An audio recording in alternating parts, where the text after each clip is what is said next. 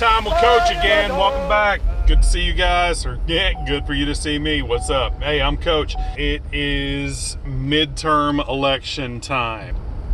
This is probably the most important midterm election in our country's history. We're in a place now where politics is such a hideously mean, dirty, nasty business.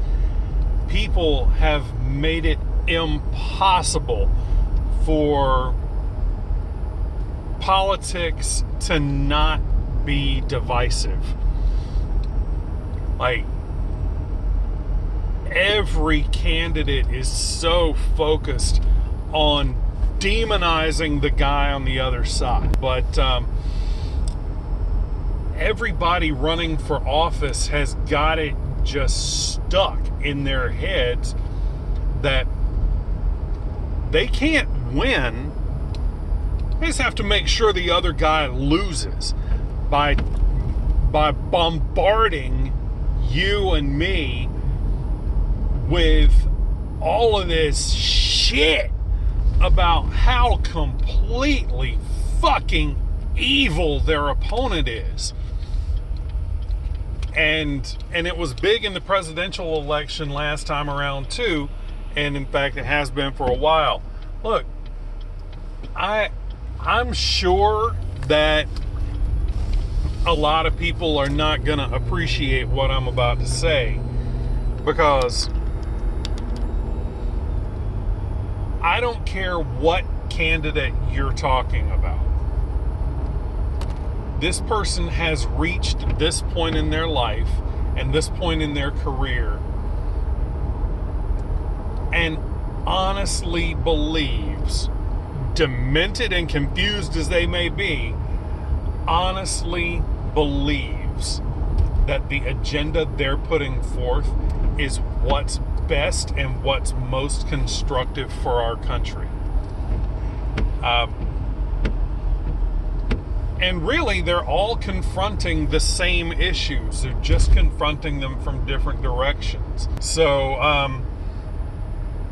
whatever your issue is, man, you need to do some research. You need to find out who the candidate is that represents you. Because, straight up, there is nobody in DC right now that is representing you. There is nobody in DC that is representing me. And that is what I'm concerned about. Everybody in DC right now, with some isolated and very short-lived exceptions, everybody in DC is representing either the Democratic Party or the Republican Party. We need some real, honest-to-God representation in DC, and we do not currently have it. If they don't represent you, you shouldn't vote for them. And kind of like I said last time, man, what confuses me is that this seems to confuse people. If you go on your ballot and you punch Republican and vote a straight Republican ticket, if you go on your ballot and vote a straight Democratic ticket, you are an idiot. You need to look at who these people are, at what they believe, and at how they are or are not going to represent you, your values, your beliefs, and your priorities. If you value the environment over the economy, then you need to find the environmentalist. If you value the economy over the environment, then you need to vote for the economist. If you value human rights over border security, then you need to vote for the human rights guy, and vice versa. You need to speak up. A democracy does not work for the silent. You cannot be a quiet member of a democratic republic like ours. If you are not voting, then you are not heard. You can scream and wail and protest in the streets with signs on YouTube, use all the profanity you want, get down, do it how you want to do it. But ultimately, the only voice that matters in our society is the voice you put on your fucking ballot. Talk on YouTube. I'm doing it. Nobody is going to change any policies ever based on what I say on this stupid channel.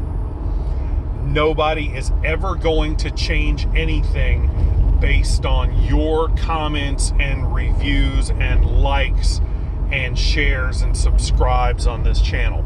Nobody ever, anywhere.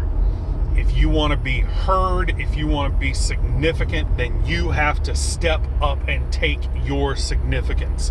And right now in this country, the three ways to do that are, number one, be born a fucking billionaire. Did you hit that train? I didn't.